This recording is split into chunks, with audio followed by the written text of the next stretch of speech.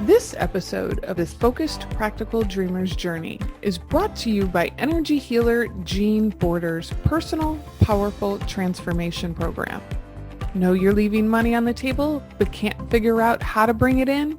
Need to double your productivity and profitability? Need an extra push to get things moving in the right direction? Visit www.focusedpracticaldreamer.com/transformation now and apply for a business consultation with Jean.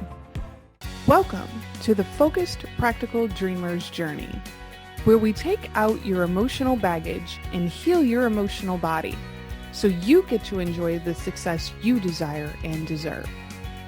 Prepare to feel a sense of relief and empowerment as we get rid of the baggage you've been carrying that's held up your business success up until now. Be sure to visit our website at www.focusedpracticaldreamer.com. While you're there, subscribe to us via your favorite network. Now, lean in, get comfortable, and prepare to take off. Hello, everyone. This is your host, Jean Border, with the Focused Practical Dreamer's Journey podcast. I have a special guest for you all today. Someone I met at a class I was taking back in the summer, I think it was. I don't even remember. But we started having a conversation, and we just had so many things in common. It was amazing. We thought alike. We used the same language, which is a big deal. But anyway, I want to introduce you to Barbara Cookson. Hello, Barbara. How are you? Hi, I'm great, Jean. Thank you. Thank you for having me. So you're the superhero coach. Yes. Talk to me about who you are and what you do and what that means. Oh my goodness. Well, it's been quite a journey to be the superhero coach. And it sort of evolved naturally. I think I was meant to be doing this for sure, because it's just evolved from where I started years ago, and speaking and teaching, and it all sort of came about as a keynote presentation at a women's conference years ago, and their theme was superheroes. So I wore a superhero suit, and it just sort of caught on, and voila, the superhero coach. Yeah. So how many years have you been in business then? Oh my goodness. I've been a coach for about 12 years and been speaking for a little over 10. And so I do a lot of different things, but that's my biggest passion, is speaking and teaching. Do you work primarily with women?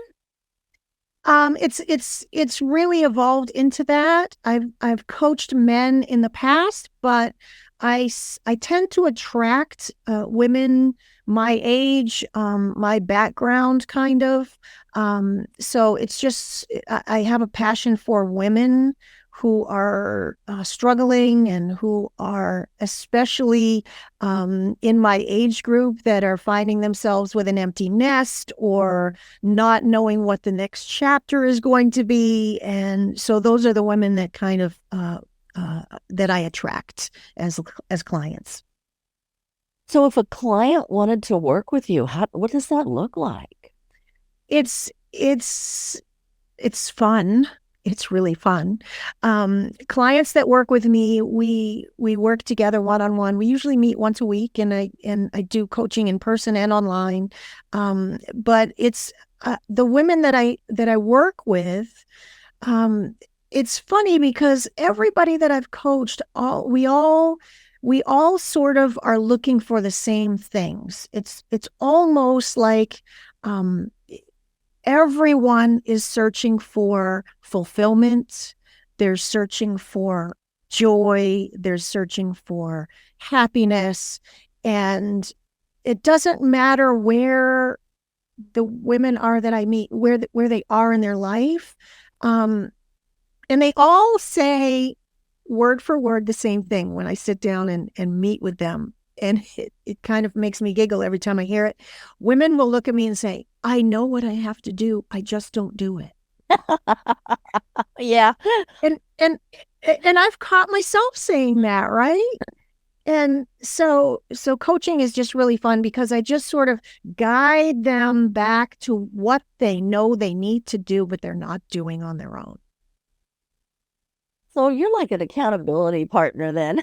Yeah, very much so. Very much so. Very much so. But I've also kind of developed a coaching sort of template, I guess you would call it. And when I'm speaking, I do the same things. I just help women to, especially women, to reignite and remember their own personal power, their own personal innate powers for creating their own joy and their own happiness in their own life in ways that innately they know how to, but they're just not doing. Does that make sense? Yeah, it does. Yeah. And you use a term that I'm very big on, which is personal power. Yeah. So often people give away their power by saying, oh, they made me do this, or it's their fault, or whatever. Everything is true. Everything's a choice, and that's it. That you picked one of my words, Dean, because everything is a choice, and one of the powers that I teach about is the power of awareness and awareness of your choice, and everything is a choice. And if we just sit down and remember that, there's so much power and grace in knowing that we have a choice. Yeah, I push 3 things really hard. The first one is awareness, right? Yeah. Kind of aware of where you are, what actions you're taking that are maybe keeping you where you are. When you really think you want to be over here, well, let's be aware of that. Now, let's focus on the journey and what steps we need to take to get you there, right? Exactly. So awareness, focus, and strategic action, that's my big deal. But it all comes out to personal power.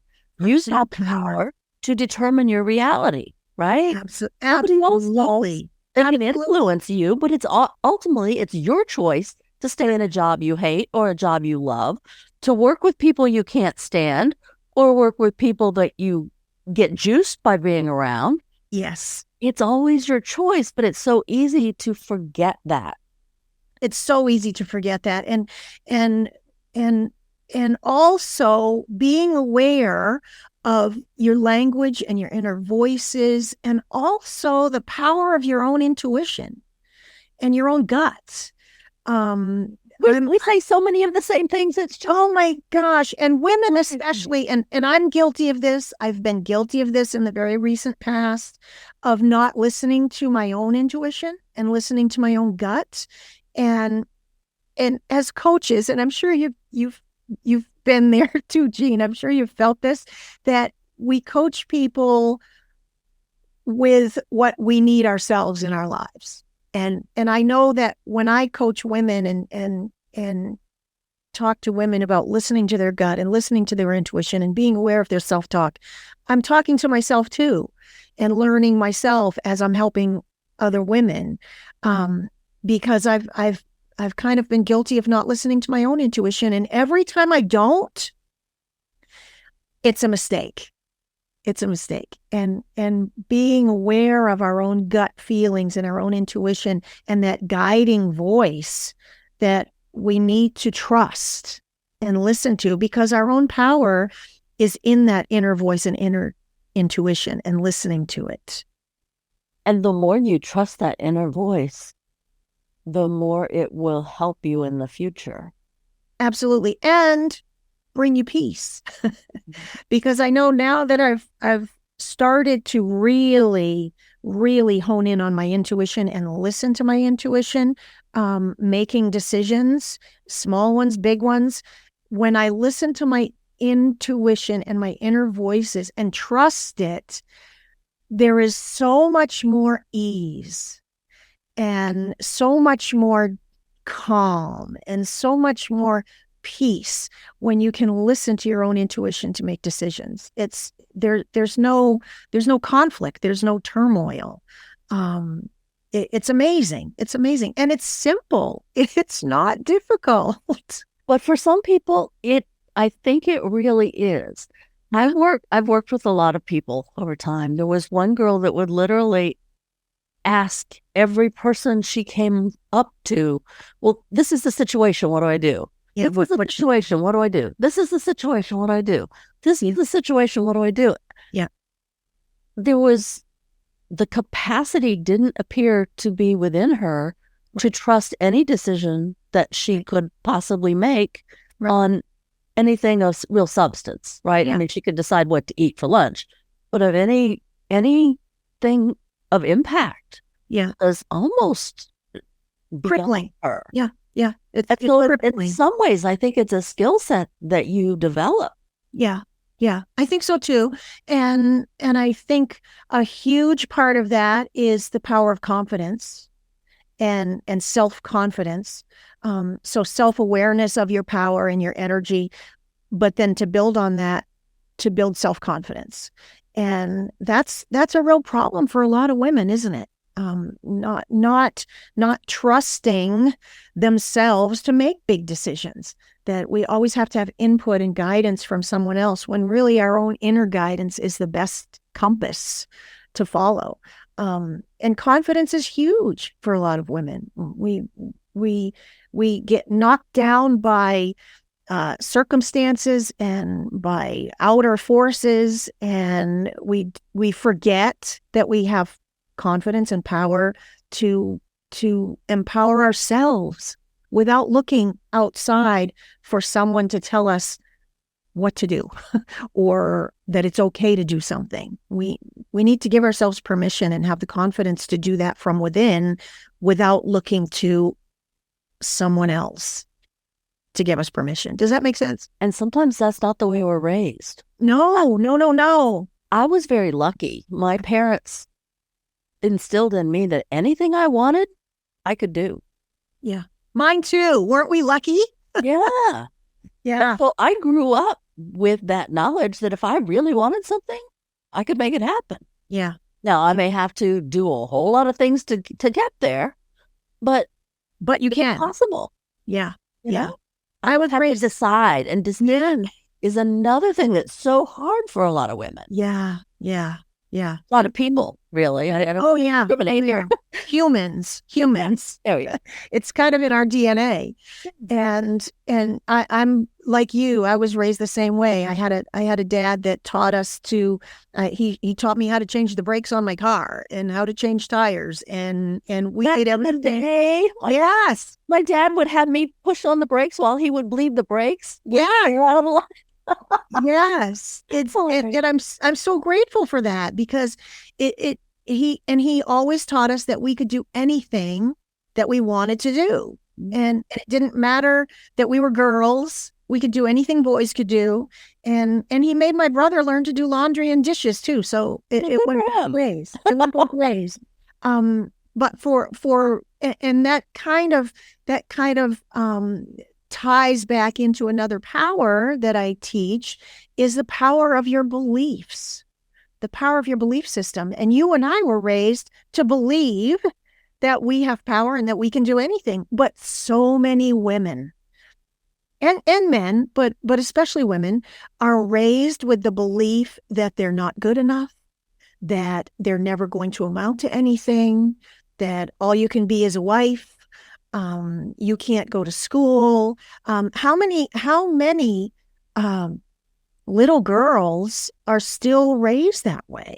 I'm hoping that it's less, but I know that there's a lot of children who are still raised with the beliefs that they're not good enough.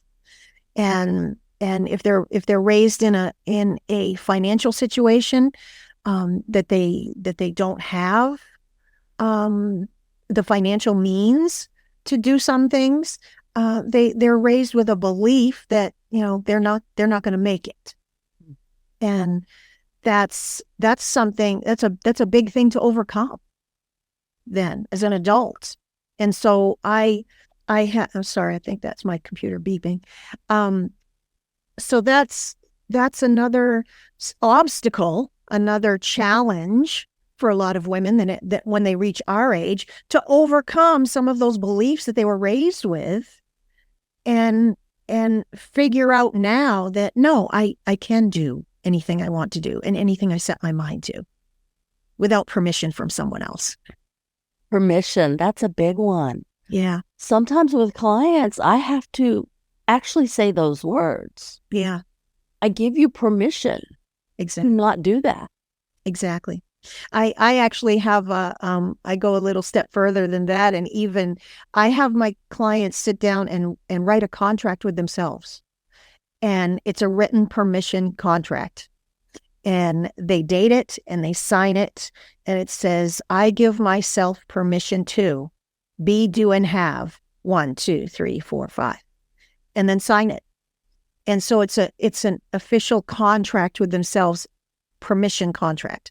And I have them fill it out and sign it and post it on the refrigerator so they see it every single day.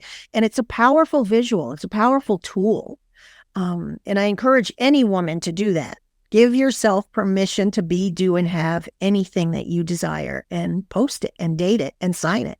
And some people listening are saying, yeah, right.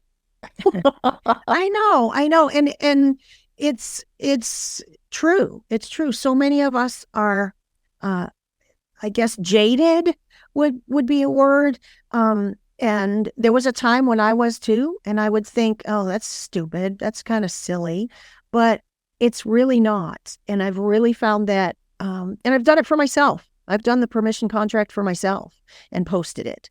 And it's a powerful exercise in self-worth and power, empowerment, to give ourselves permission. And it's not just trying to think of the words. It's not silly. It's really powerful. And even though it's simple, it's powerful. To write things down. Writing things down makes them tangible and makes them real.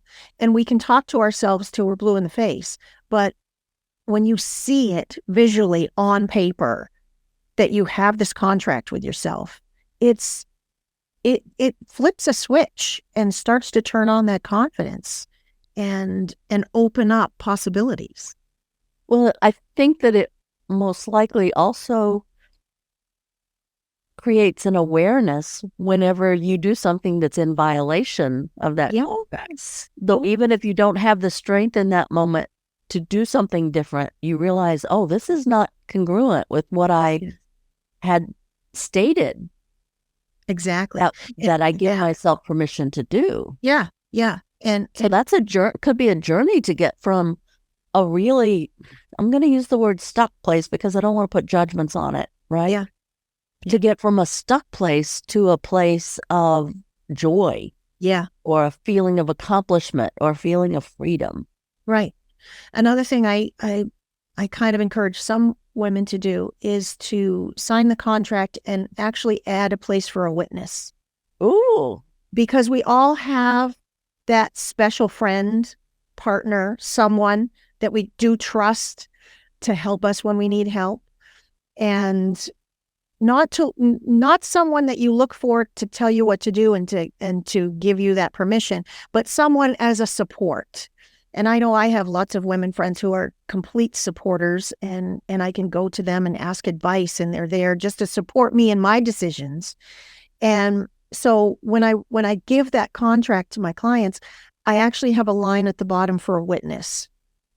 And I encourage them to have that special support person that they have in their life to actually read the contract, acknowledge it, and witness it and sign it, so that then they know that I've given myself permission to be, do, and have these things. And when they see that I'm stepping off the path and not allowing myself to have those things and doing the things that I need to do to get me there, they can come back and say, hey, wait a minute, remember that contract? I acknowledged that and I witnessed it and you're not doing it. And they can point it out to me in a loving, friendly, kind way. And that's really helpful too. It has been for me. It could also be scary. Very scary. Very scary, because it's kind of forcing you to keep your word with yourself. With the idea that a consequence might be judgment if someone figures, yes, you gave your word. Yeah. What's going on? Yeah. And judgment, I think, is it drives a lot of our decisions sometimes, worrying about how people might think of us. That's huge. Yeah. Trying to make other people happy at the expense of your own self. Yeah. And how do you get so lost, right? Yes.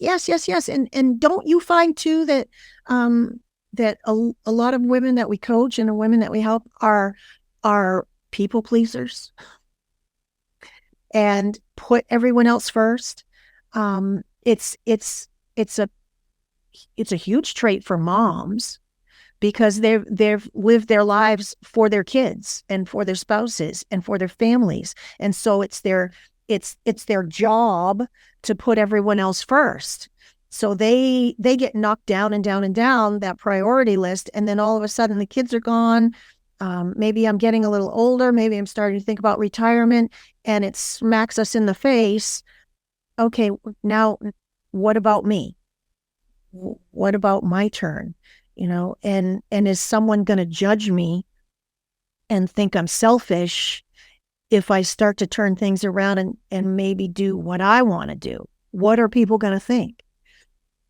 It's a huge issue for all of us to deal with, and to have enough self-worth and enough confidence to empower ourselves to not be crippled by that judgment. Yeah. Well, you have steps you take people through. Talk to me a little bit about that. Yeah, I do. We go through. I have a format that we go through, and we reignite and remember 8 of the powers and principles that I've come to realize that most of us forget. And they correlate with our energy system and our chakra system, and each power lives in a different power center. And so we go through a series of journaling exercises, and even physical movements and physical exercises and affirmations and meditations to reignite and open up our energy through these centers so that we can ignite those powers. And it's really powerful. We just go one by one right through all 8, and it's really fun. It's really fun to see the light bulbs come on when we start to go, oh my goodness, yeah, I haven't thought about this. I haven't put attention on these powers in that way, and it's just really fun. So one of the things that when I'm working with a client on even subconscious beliefs, one of the things that I bring to their awareness is however they're treating a situation in one area of their life, if they look at a different area of their life, they're going through the same process. Because the same belief is impacting all areas of their world. Yes. Right? Yes. Personal relationship, their group dynamics, their financial situation, their activity choices. It's a very interesting thing. It really is. And that's a big it's a big deal for women to even become aware of what their beliefs are. We don't, as humans, I don't think we stop and think about, okay, what do I believe about that? And so one of the journaling exercises that we do with my clients and I is that we sit down and journal. Okay, what is my belief around this? And then the big question, and we do a lot of introspective questioning when I'm coaching women, is one of the big questions is, okay, Where did this belief come from? And is it serving me still? And what do I choose to believe instead that's going to serve me better in the future? And that's a big question. It's not a simple answer. It hasn't been for me when I do the exercises.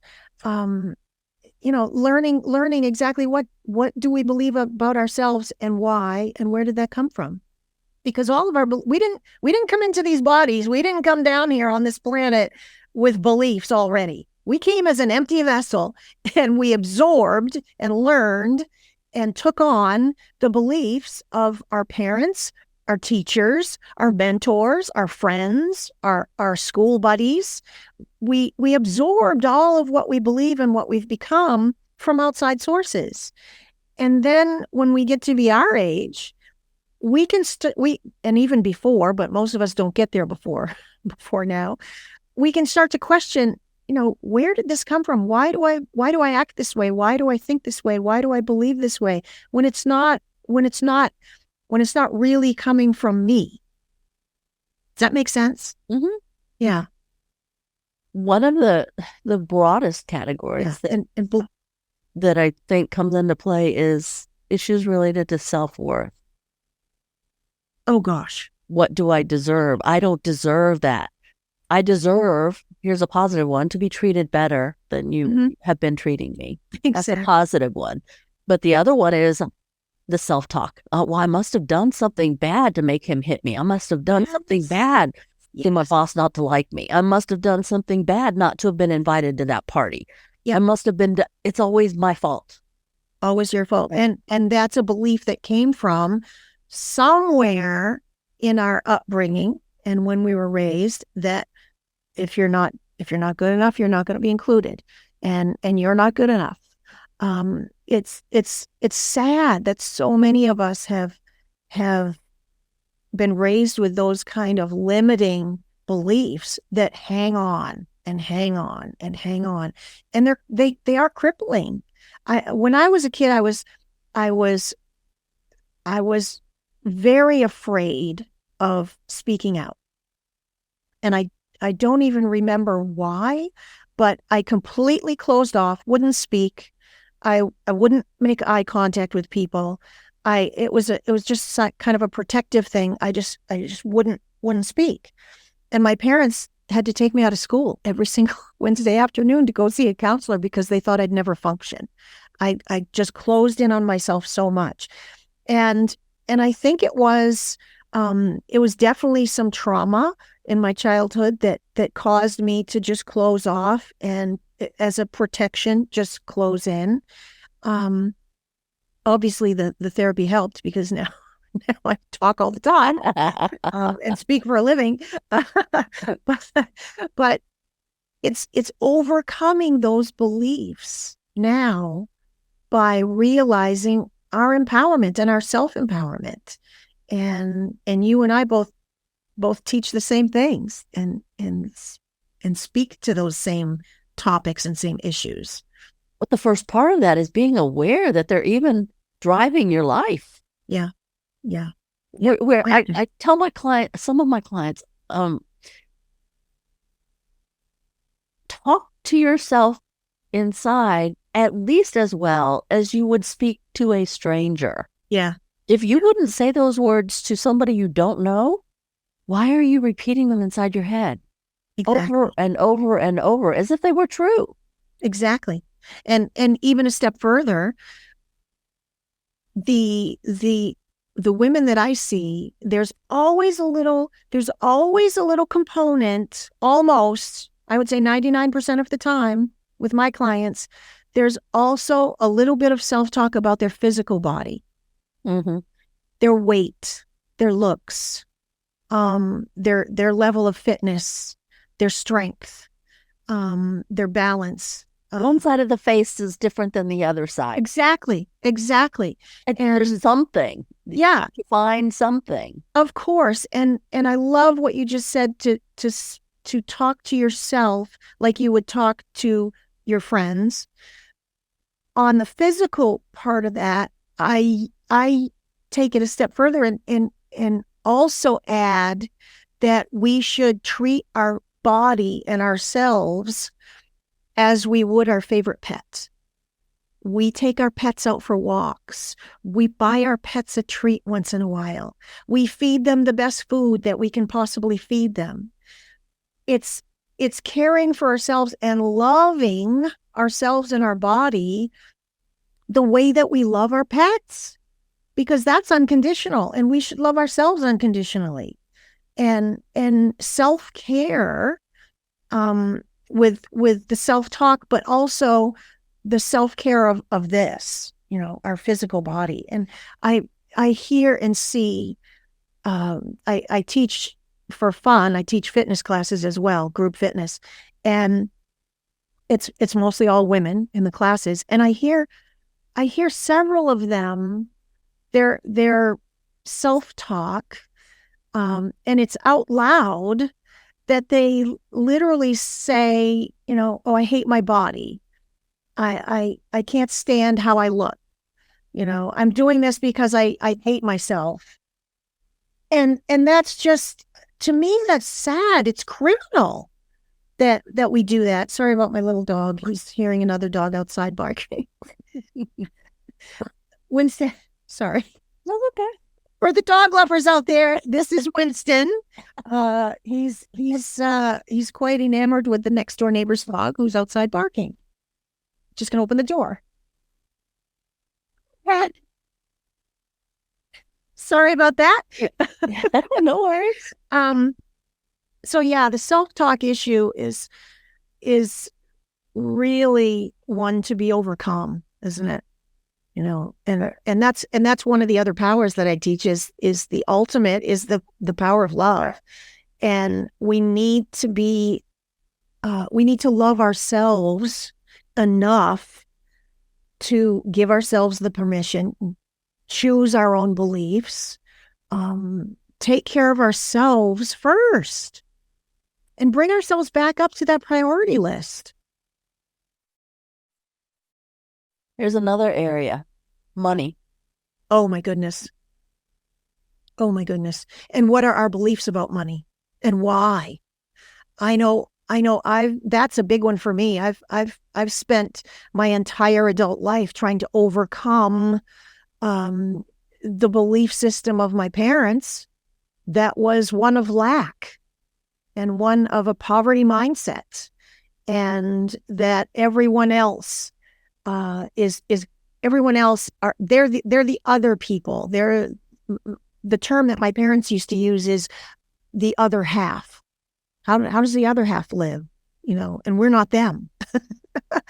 And so and a lot of women, I think, are raised that way, that wealth and financial abundance is for the other people.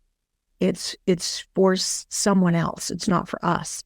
And realizing that we're all the same and abundance is everywhere. And we just have to open ourselves to it and open ourselves to receiving, and the fact that, like you said before, that we deserve it. Right? That's a big deal when it comes to money. Now, like I said, your belief hits every part of your life, not just one part. Yes. But if I don't deserve to make more than X amount of dollars per year, then my subconscious is going to keep me right there. Absolutely is. Because some people call it a set point, right? A money set point. Yeah. That's where your subconscious thinks you deserve to be based on your belief system. And energetically, with our language and our beliefs and those patterns, unless we can change our energy around that, it will stay that way. It will stay the status quo because it's what we expect. And when we can change our expectations into positive expectations and expect more, and then to manifest that, feel, act, think, be, and do like that's who we are, there is no, there's no stopping it. There's no stopping us. It's in, and it comes back to that I am statement and I am affirmations and I am worthy and I do deserve and I am powerful, and believing that and living that in the moment right now is what's going to change the past beliefs and rewire your brain for future beliefs that you choose of your own volition. Does that make sense? And sometimes the self-talk is, the affirmation is, I am worthy. And the immediate thought is, no, I'm not. Yeah. Yep. And so you have now created this lie that you're trying to force yourself to believe, when maybe what might be more useful is to figure out, why did that thought come in? What caused me to create a belief that no, I'm not? Yes, exactly. Because there's something underneath that. One event, more events, multiple events, right? You get to the root of that, and then you can make a choice. Yes. Do I want to continue with that belief, or do I want to look at it differently? Right. Create one that's maybe just slightly tweaked a little bit, or maybe it's radically different. But it's a journey to stop that voice to come in and call you a liar. Yeah, totally. One little exercise that I do with my clients around exactly what you're talking about is that, those inner voices, those inner statements that we have that get us off track. We kind of play a little game with that, where I have my clients give that inner voice a name, a personality. And so that when you hear that voice and when you hear that negative comment to yourself, you can label it as that name, as that other personality, and tell it to shut up. And it's kind of fun because, and I know I've done this myself, because we all have those inner voices. We all have that voice that says, "Oh, you don't know what you're doing. Why are you even trying that? And, what are you bothering to do that for?" I have that all the time. We all do. And one way to shut it off is to pinpoint that negative personality as not you. That's not you. And I had one client I'll never forget. I kind of talked to her about this concept, and she started to laugh, and she goes, "Oh, I know who mine is." And I said, "Who?" And she said, "Oh, it's Mrs. Kravitz." And, younger people will not know who that is. Yeah. But remember on Bewitched, the nosy neighbor that was in the window all the time with her curlers and looking out the window and through the curtain and peeking and being the gossip and being the negative Nelly and making judgment, being very judgmental. So she named her inner critic Mrs. Kravitz. And so every time she heard that voice, and every time she heard, a negative judgment or a negative comment aimed at herself, she would say, "That's Mrs. Kravitz, and I'm not listening to Mrs. Kravitz," and immediately shut it off. And it's kind of it's another tool. It's a little tool that we can use that's at our disposal, and it really works. It really works. And one person I talked to on an earlier episode, she called it the mean girl. Mean girl shows up, you know? Yeah. There was a book I read. I can't remember which book this was from. Might have been The Untethered Soul, but I'm not sure. I read so many. But he called the voice in your head your roommate. Ooh. It's your roommate. Very true. And in my writing and in my speaking, I call it the backseat driver. Because we all have that backseat driver, right? That one that you don't want in the car with you, that's telling you exactly where to turn, how to go, how fast to go, just picking apart your driving. It's that's what I call mine. It's that backseat driver. And I don't want to have a backseat driver, and I'm not going to listen to the backseat driver. I'm the one driving this. and I'm the one in control. And so for me, calling it a backseat driver, or for short BSDs, I say, okay, that's your BSD talking. And so with my clients, that's what we call it. Your BSDs are talking again. Shut them down, throw them out of the door. and it works, and it kind of adds a little bit of humor too. So it's not so stressful to think about that judging voice. It's that's your BSDs. Throw them out. Tell them to get into the cab. So we've talked a little bit about self-worth, and we've talked about money. Mm-hmm. Let's focus a little bit on how our beliefs and our thoughts can affect our health. Oh my gosh. It's absolutely critical that we have self-talk around our health. I tell people, and it's funny, I was just reading a book called Your Body Hears Every Word You Say. And isn't it true? Everything that we voice and speak and even think, our bodies hear.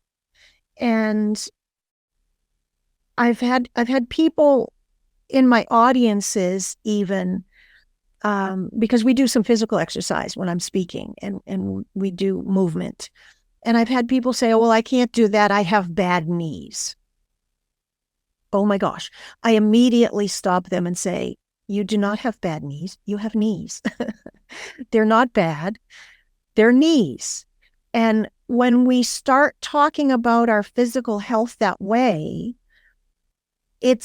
our voice has power and energy, and it will start to manifest those things in our physical health. I know with me, if I start to think about arthritis in my hands, or if I start to think about, having pain in my thumbs, I notice it and then I feel it. If I don't think about it and if I don't talk about it, I don't have it.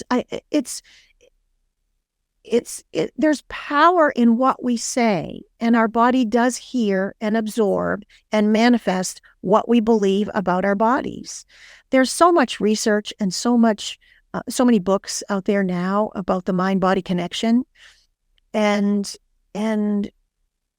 I'm not saying that we don't need to physically take care of our body. We do. But mentally and emotionally, we need to stop treating our bodies like they're like they have I'm losing the words, imperfections. We have to love our body and believe that it's perfectly imperfect, and not dwell on illness and expect illness to happen. That's another one. Expecting that we're going to be sick because we're getting older or aging, or because it's in our family. That's a big one for me. Our DNA does not determine our health. Period. And I can say that with full 100% confidence because I'm an identical twin. 100% identical twin. I am 100% healthy. I've been tested. And she has a lot of health problems and has had a kidney transplant and gout and arthritis and all kinds of things. And I don't. And we are 100% identical. So that's proof that our DNA does not determine our physical outcomes and our physical health. Just doesn't. I'm not saying it's not a component. I have markers for things, and I've been tested for that too. I have markers for kidney disease and the syndromes that she has, but I haven't manifested them. So there's something other than DNA and physical attributes that cause illness. And what is it? What is it? There's a lot of research about epigenetics and the environment, which includes your inner talk and your voice and your BSDs and your beliefs. Your body was created to heal. Absolutely. It knows how to heal. It will do it on its own if you expect it to. That is my belief. Oh, mine too.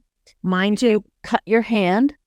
If you keep the cut clean, you can watch it over time just close up and heal. Mm-hmm. Now, you might have a little scar, you might not, but you didn't do anything except allow your body to do what it was created to do. Yes. So I'm an energy worker. Mm-hmm. I work with people who have emotional and physical symptoms, ailments, whatever. Mm-hmm. And we have conversations and their life changes. Yeah. Whatever that symptom was, maybe is gone. They go back for tests and the mammogram is clear, right? Mm-hmm. We just had conversations. That's all we did, right? Yeah. Yeah. And the body then heals. Somebody might say, oh, well, that's just a placebo effect. And I'm like, that's great. It is great. Your body did what it was designed to do and it healed you. Mm-hmm. Allowed the mind to get out of the way, and you put an expectation on your body that it would do its job. Mm-hmm. Mm-hmm. Mm-hmm. Exactly. The opposite is really the abnormal part. The placebo effect should be considered norm, right? Mm-hmm. But it's considered this, oh, I don't trust it. Yeah. Why would you not trust the way your body was designed to function? Exactly. And the proof is there that there's someone on the planet who has survived absolutely everything that can get thrown at us. There's somebody who has survived. And that's proof that all of us can, because we're all the same. And the belief system that, I have this and I have that, and this is the way it is. I've heard so many people say, oh, well, it's in my family. It's inevitable. And so therefore, I'm going to throw this out there. I'm not advertised it, but I'm adopted. So when I go to a doctor and they want all this history, I just put unknown. And then they have to look at me like an individual. Yes. It is different because they have protocols to follow. And, oh, if you've got this, let's test you for that. Well, that sets up that thought in your head. Oh, no, I'm probably going to get X, Y, Z. Yes. It's not. Only if you set yourself up for it. Yeah. Now, yes, there are exceptions to everything. You can walk by the door and get hit by a car. You're going to have all kinds of physical ailments. Yeah. That yes, the mindset does a lot, but your body is going to be overly taxed in some ways. Right? Mm-hmm. Mm-hmm. But on a normal life path, absent severe physical trauma, your body can support you. Absolutely. And it will. And it will. If you allow it and expect it. If we expect it. I took care of a very dear friend she was like a second mom to me. And she died 12 years ago, but before she died, it was a kind of a long story, but she was diagnosed with lung cancer and she lived in Florida. I'm in Maine. Her best friend called me and told me that she was very sick. She had nobody to take care of her. She didn't have any family. And so anyway, I went down and got her. She was very, very sick. And I brought her home with me because I couldn't stay in Florida and she couldn't stay there alone. So I brought her home with me to Maine. And she lived with me for the last 3 months. I took care of her. But I remember taking her to the cancer center, the oncology center, and she absolutely insisted that the doctor give her a timeline. She wanted to know just exactly how long did she have. And I tried to discourage her from doing that, but she was older and she was of a different mindset and a different belief system. And she wanted the doctor to tell her how much time she had. And she also wanted to know how she was going to feel on chemotherapy and what was going to be the trajectory of her illness. And she wanted it laid out with a timeline. And he did it.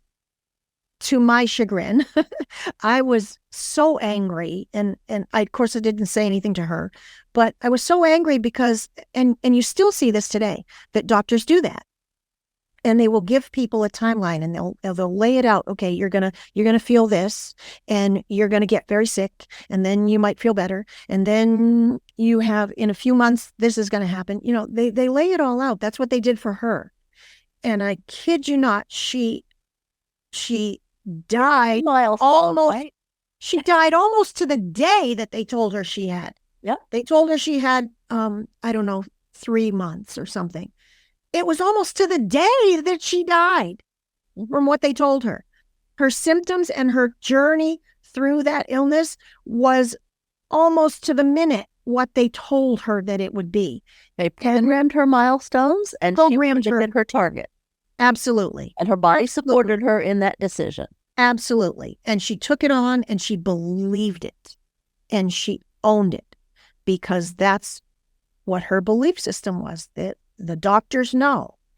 And so look at the power in that, the power of her thoughts and her beliefs that literally created and manifested that illness in her body to the minute, almost, what they told her it would be. Now, if she had had a different belief system, like I did when I was told at 22 that you're going to have kidney disease, you're going to need a kidney transplant, it's inevitable. Your father has it. Your uncle has it. I remember specifically in my head thinking the thought, you don't know what the hell you're talking about. That's baloney. And I just dismissed it. And I've never had kidney disease. There's power in that. There's so much power in that. And I hate to see doctors give people timelines, and they have good intentions. They fall back on training, but it is unconscionable. And they don't have a crystal ball. Exactly. There is no crystal ball. Yes. No. So you're absolutely right. Our health depends, I think, so much on our emotional and mental health and beliefs and confidence and self-love and self-worth, all of those things. And it's really interesting. It's such a myriad of possibilities that, and it's different for all of us, and it comes down to our belief systems. And you and I both know that our bodies are designed to be healthy and to heal. And that's what they do if we let them. I drive my family nuts because I take it to an extreme. I've never had doctors who could cure or fix anything that I ever went to them for. So I have no trust in that structure, right? Well, when I do have severe pain, like I've ripped things in both of my knees, where logic even tells me, go get it looked at. But on the other hand, they can't do anything, right? Yeah. It just has to fix itself on its own. So I take it to an extreme, and my family gets really ticked off. Now they finally come to the place where they're saying, well, why don't you just go get it checked out? You don't have to do what they say. Yeah. Then what's the point of going? So I have a tendency to utilize doctors to rule things out. Because with the testing and the diagnostics, they're pretty good at ruling things out. Absolutely. Right? Absolutely. As my expectation for them to be able to fix me, there is none there. Right. That's my belief. And I realize I'm the one extreme. But other people go to the other extreme, which is the woman that you befriended, who put all their trust in doctors who are just following protocols. Yeah. They don't have all the answers. Yeah. Yeah. No, they don't. People need to, in my world, I advocate that people begin to listen to that still small voice inside their head that says, is that really in my best interest? Exactly. Is that in my best interest, and does that serve me? Is that what I need? And meditating on that, going inside and asking ourselves those questions is, I think, crucial to just get quiet with ourselves and ask, okay, and like I said before, listening to your gut and your intuition, because your body will give you signals. I know mine does. When I'm getting that gut feeling, for me, it's a whole body feeling. For some people, they might feel it in their stomach. For some people, they might feel it in their heart. For some people, they might feel it in their head. For me, when my gut is turned on and my intuition is turned on, it's a whole body thing. I feel it everywhere. Okay, this is, I mean, literally buzzing. And we need to become aware of those signals that our own body gives us, and then listen to them. Know what it means and listen to it. And when we're given, diagnoses or opinions or judgments, that we can focus in on our own body for the answers, and listen to those internal signals and feel them. This has been such an interesting conversation. Yeah. We're getting close to the end of our time here, but you have a superhero you checklist. Yes, I do. Oh my gosh, I'd love to give it to all your listeners. It's another one of my tools, and it's called a superhero you checklist. It's something I created for audiences years ago, and I've revised it a couple of times over the years, and it is designed to set you up for success every day. And I use mine. I have mine laminated. It's usually here on my desk, but it's down on my dining room table. It's a checklist for the day to set you up for success, and it incorporates all of the 8 superpowers that I teach about. They're not listed there, but it's infused with them, and it sets you up to put yourself on the priority list.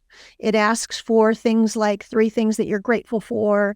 It gives you a to-do list for your work and for home, but they're short with only 3 items so that you don't overwhelm yourself every day. There's a place where you commit to take care of yourself and hydrate and move and just focus on yourself. It's a really powerful tool. And I did that because of another book that I read years ago.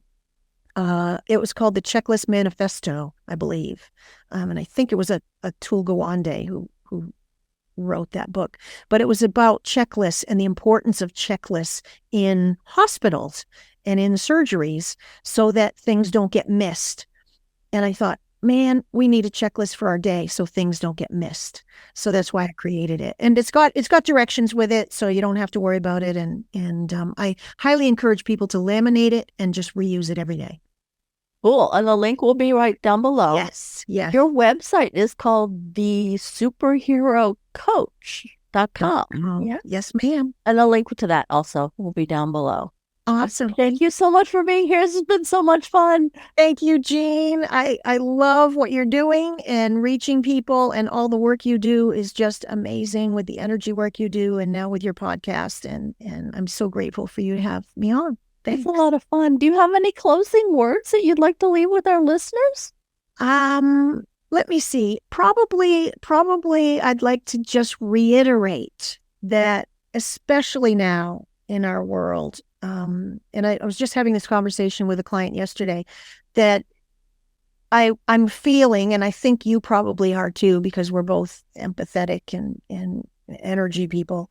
I'm really feeling that everyone is desperately seeking more kindness and more love. And the only way that we're going to get that is by giving it. So my message would be to share kindness and give love from the heart and to others, because when you do, you will receive it tenfold. So kindness and love are 2 of the powers.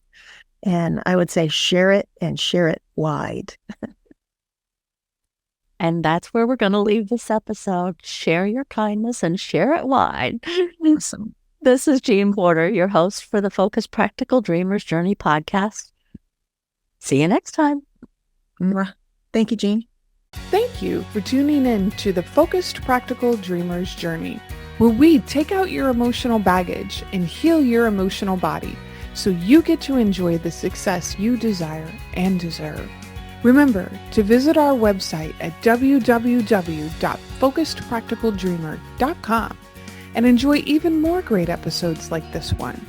Again, while you're here, subscribe to us via your favorite network. We look forward to seeing you next time on the Focused Practical Dreamers Journey.